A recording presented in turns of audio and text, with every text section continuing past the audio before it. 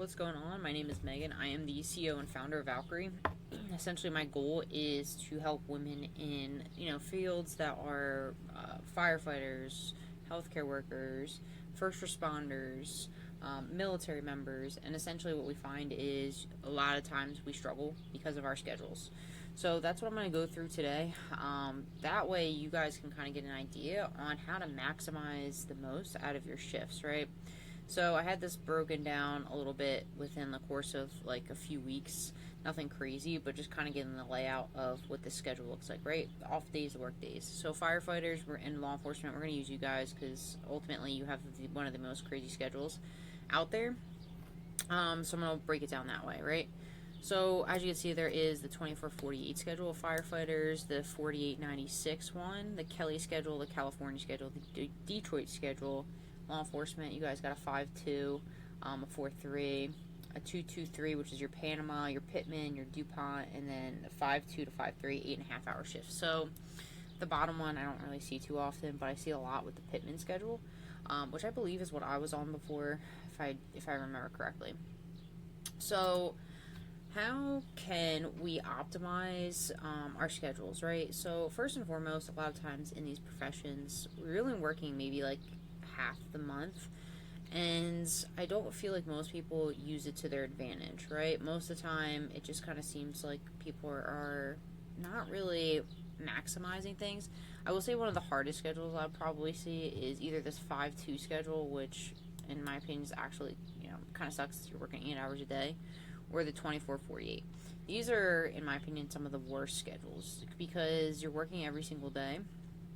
And with this one, depending on your job, like if you are at a busy station, you're really just going to be working and sleeping, it feels like. And it only feels like you might have one day off, especially if the 24 hours you're getting a lot of calls and you don't have a ton of time. So I'm going to focus on this 24/48, and I'm going to put this over here too. So 24/48 schedule, right?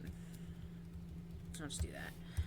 So as you can see, right, 1 on, 2 off, 1 on, 2 off, 1 on, 2 off. So for me, if I was working this schedule, it would be solely based upon my department. So my first thought would be, for that 24 hours shift, can I get a workout in before my shift starts? So that would be my first thing. So shift starts workout, right? So if I can get it in prior or when I get off shift. Now the most I'd probably do would be like 30 to 40 minutes workouts just to get something in, because again, you don't know what the day's bringing you if you're starting on shift or vice versa. You kind of got the brunt of it if it was a really long shift where you slept not at all. So if I was still working this shift, I would probably, my workout routine would be like 3 to 4 days.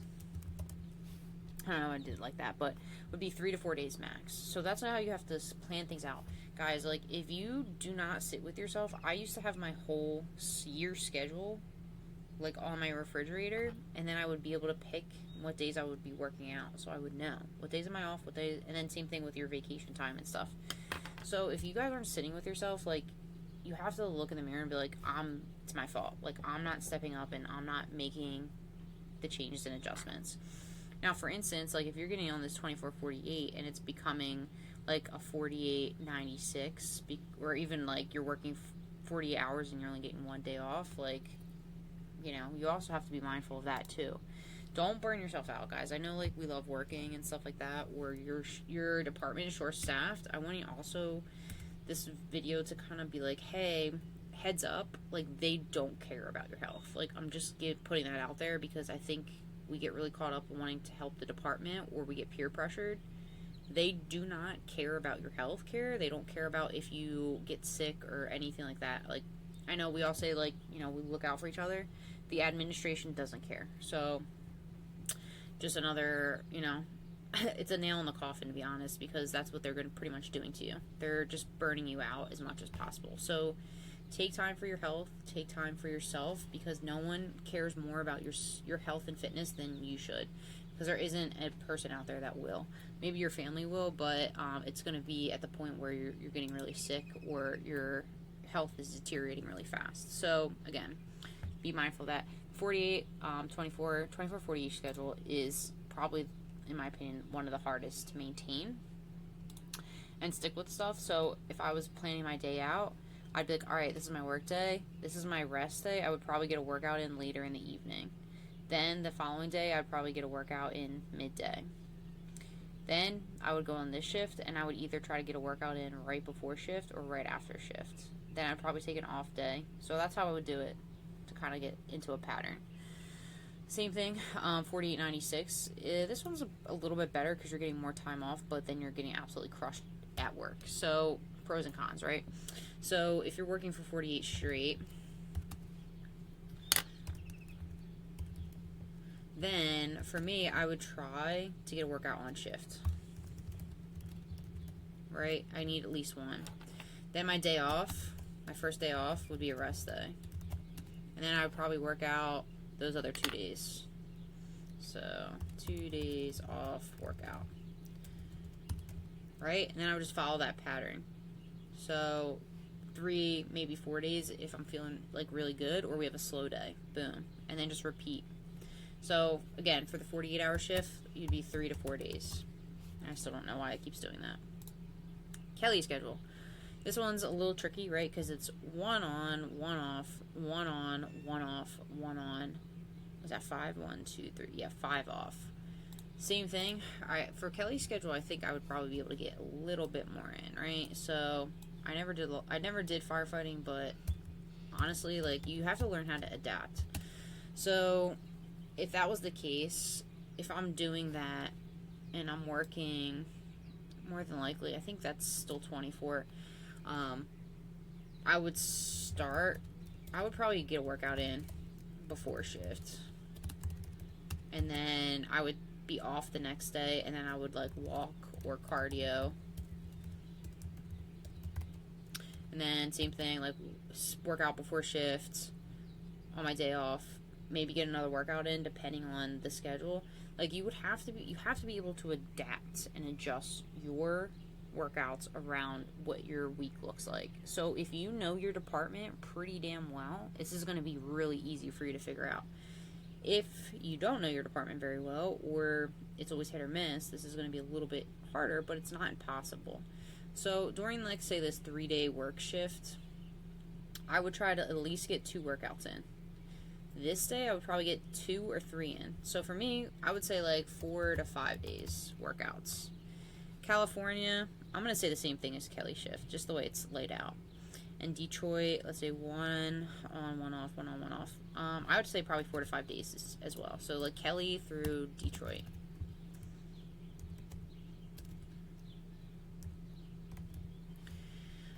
So that's like my plan if you went that way.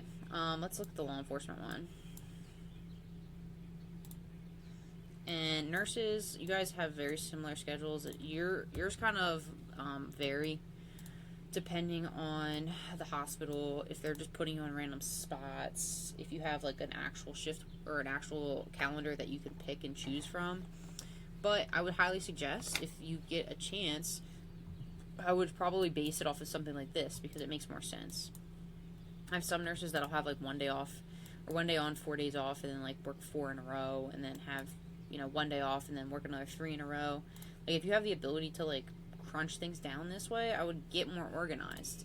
If you don't have that ability, right, my travel nurses, then same thing. Usually they plan your whole schedule out for your entire contract. Why do I know this? Because my wife does travel nursing. And then from there, you can pick and choose your dates. Make these your non-negotiables. These are my days. These are my schedules. Put it in your calendar. You guys have to take this. You have to take the initiative. No one can do it for you. I can give you all this time management stuff, but at the end of the day, you got to be the one to do it, right? So the 5-2, right, and more likely this 8-hour shift, you're probably getting stuck overtime for a lot. You're getting mandated overtime. So if I was doing the 5-2, my weekends would always be workouts. So weekends always work out. So that's at least 2 days, right? And then I would probably plan 1 to 2 days during my work week, depending on how my day goes, right? So if I get stuck over, I would rest day. The next day I don't get stuck over, I'm getting a workout in. So on and so forth. 4-3 schedule, right? So a 10-hour day. This one's a little tricky. More likely than not, depending on what my schedule is, I'd probably work out before shift, just to get it over with. That I'd probably do like 4 to 5 days a week, because it makes more sense, and I have those 3 days off. Let's see, what's the next one? Panama.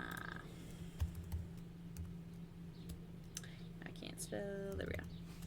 Alright, so a 2-2-3. So, same thing. I'd probably work out one of those 2 days I'm working, and then I would 100% work out the 2 days I'm off.